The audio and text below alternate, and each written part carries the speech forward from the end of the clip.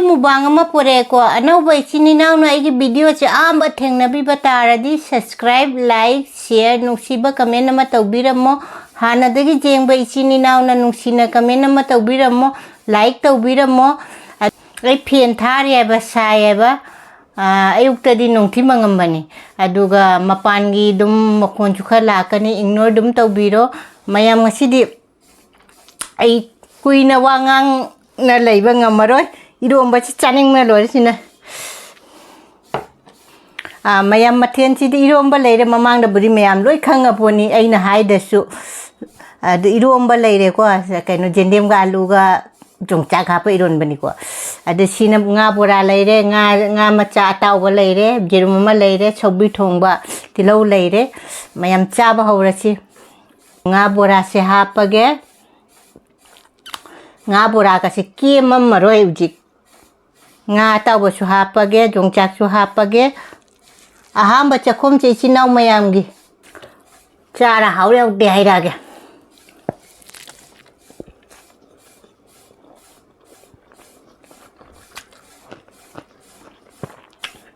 manam che morok ti aina morok su hapa morok akangba du su hapa ne ba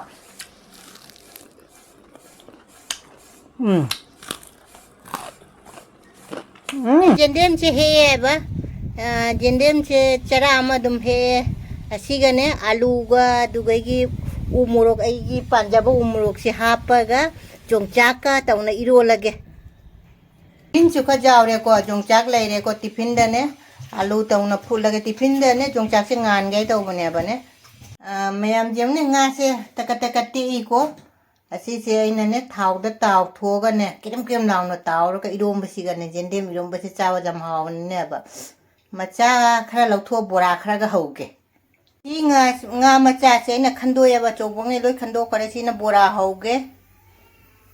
ona ba se na siga thit le ba ne asi na nga taw na ba thungga janga to la thamme tawra ge Bora su haura ge se haugalle jam hauga de male Bora se ne ondu e bane machu gadi khajare Bora se ko thok ko jara ni ko thoge ambe Bora se ko thoe angi Bora mo haure mu taw khat po haure ai se Saugri tong ju chaning bani ba theng je la ba cha khilam je le nga Bora di haubo loi re bane abo su mulle ko thok ko jara ni ko thoge Fajana kirim law na ngawra bani tawra bani Saugri phulam bani ba Saugri mana na siga leire Saugri mana se hapcha lage aloi beini fajana saura sanu nga chak ti loi hap khra bani nga dia Ataoba rawa Ataoba na hape ai chatta chalaga ne maroi khra heuge to ningo dugai mayang ton Eromba gi thak na ba umrok se hapa iron de ni ko ai gamla da ai panjaba umrok na irola cha de mi ko yam Eromba chu loira mina Yongchak se hap chal lage loi maroi pang loi hap khra ba Yongchak se na tiffin da ngan bane hawrani ngasi gi Eromba se Yongchak ka jawra mina ne sigi mathen se Yendam ga alu ga Yongchak ka Eromba asina Saugri Thongba sina tilau leire nga Ataoba leire nga Bora leire hai mi ko mayam siga nga Ataoba leire Eromba phutpa ma leire mathen di sitani yam punama rekha na ikong no na khoramjari ngasi su mukbang ama pore ko ano adu mayam ai se mamangi video mani da di like khoram ba se kaure like chan khoram hogi ge mayam ne ai phian thari ba sai ba ayuktadi nongthi mangambani aduga mapangi dum makhon chu khala kani ignore dum tawbiro mayam ngasidi ai kuina wangang na leiba ngamaroi Eromba chi chaning me lori sina mayam mathen chi Eromba leire mamang da buri mayam loi khanga poni aina haida su adu Eromba leire ko kaino Yendam ga alu ga Yongchak ha pa Eromba ni ko adu sina nga Bora leire nga macha Ataoba leire Eromba leire Saugri Thongba tilau leire mayam chaba haurachi Eromba se Yongchak ka jawba se ꯑꯁꯤꯗꯤ ꯍꯥꯎꯕꯅ ꯂꯣꯏꯗ꯭ꯔꯕꯅꯤ ꯏꯔꯣꯝꯕꯁꯦ ꯑꯩ ꯆꯥꯛꯁꯨ ꯂꯥꯝꯃꯦ ꯊꯦꯡꯁꯨ ꯊꯦꯡꯉꯦ ꯉꯁꯤꯗꯤ ꯈꯔ ꯊꯦꯡꯈꯔꯦ ꯅꯣꯡ ꯀꯩꯅꯣ ꯑꯌꯨꯛꯇꯅ ꯅꯣꯡꯁꯦ ꯅꯣꯡ ꯃꯪꯅ ꯆꯨꯒꯗꯒ ꯃꯥꯜꯂꯦꯕ ꯑꯗꯨ ꯅꯨꯡꯁꯥꯃꯨꯛ ꯁꯥꯗꯣꯛ ꯐꯤꯒ ꯁꯨꯔꯨꯔꯦꯕ ꯑꯗꯨ ꯉꯥ ꯕꯣꯔꯥꯁꯦ ꯍꯥꯞꯄꯒꯦ ngā bora kasi kima maroi ujik ngā ataoba su hapage yongchak su hapage ahamba chakhom che isinau mayamgi aidi ising hana khathakige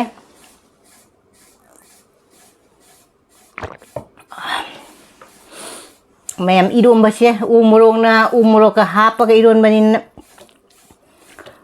chara haure de hairage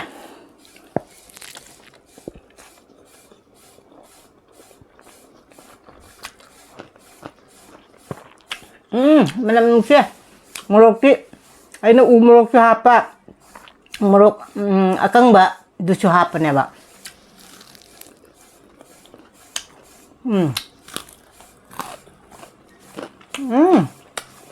bữa sẽ hào đó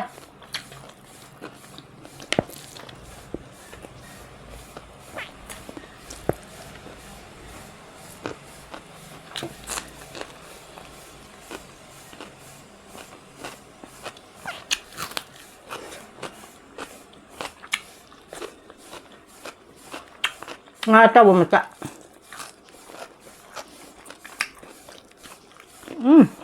kuyo mata di luar ya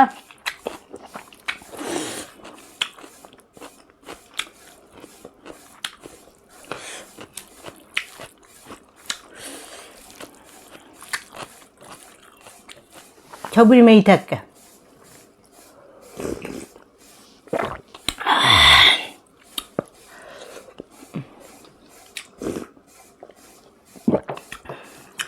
Saugri je logi dore pamu ye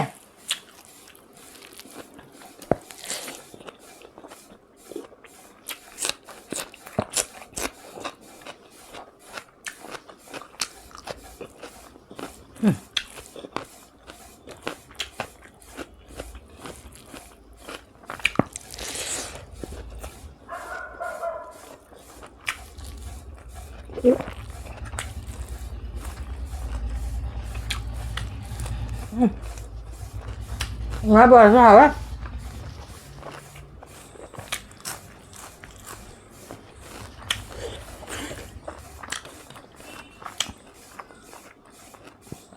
chỉ hình dáng kìa đến đêm thì chú ấy cầm ra đây ấy nó thả ra vào đó ở đâu rồi đó Saugri chứ chú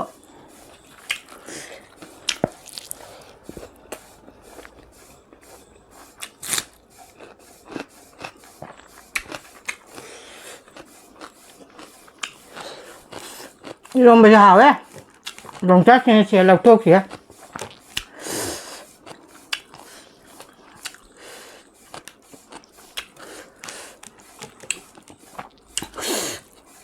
morok manam nungsina nè morok ka di phajale hào bada dugai gi toningo ka mayang ton ka hape Eromba chira aina chari se mayam akhoi khunda leiraga toningo hingonde hiya chabado adumai chari mi ko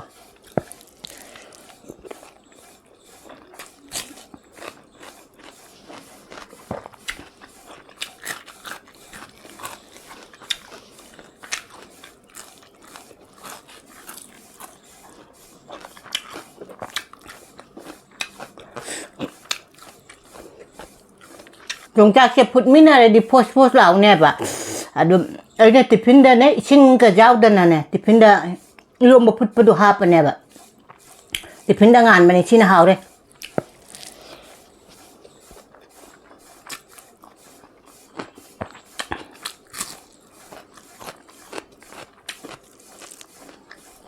onu pigi pola ame ba aina mun na jengal di do ina nu pi pola pa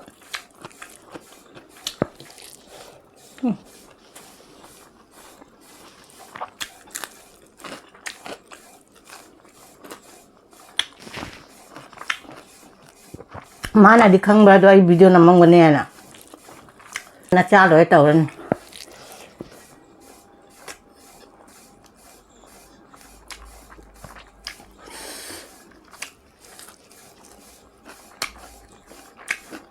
ngáp quả cho mời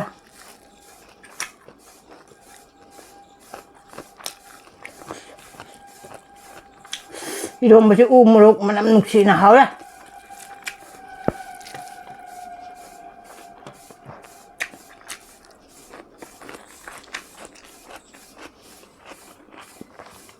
đâu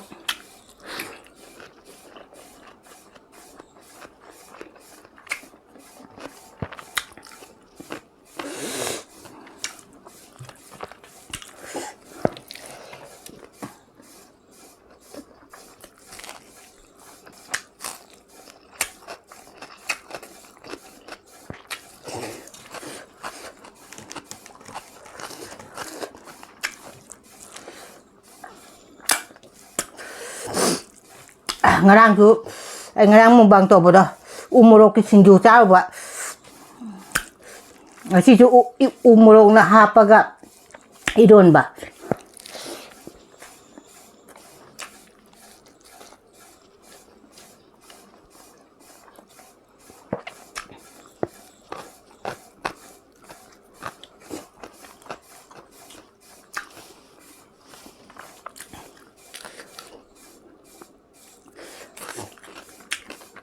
khá đẹp thế hả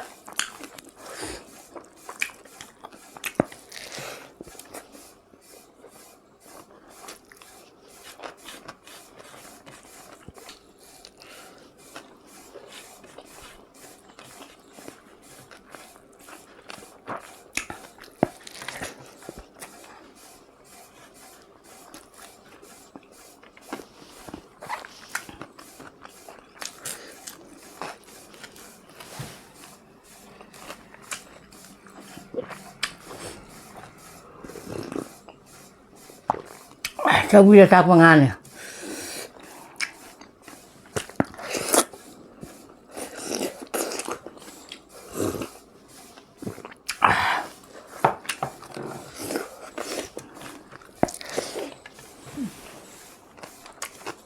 Nó tàu đây nào, cái đi cắn ở đây nó hai cái nó hai bên này nè.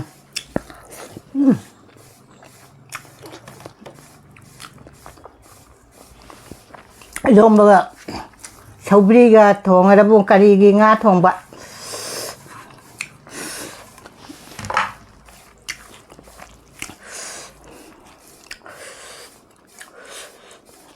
morok se lei matun ka sare ai do umorok du ta hap te ba angang ba kang ba do adu su hap chalu re hao ba di loi re sa ba chu loi re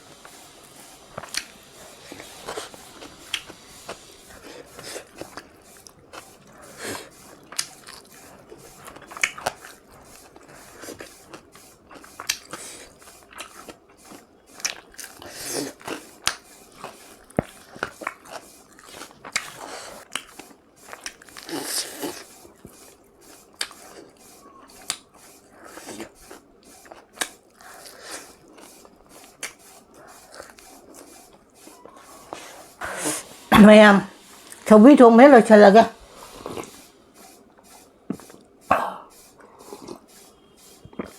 Saugri thong cái khoao gì đi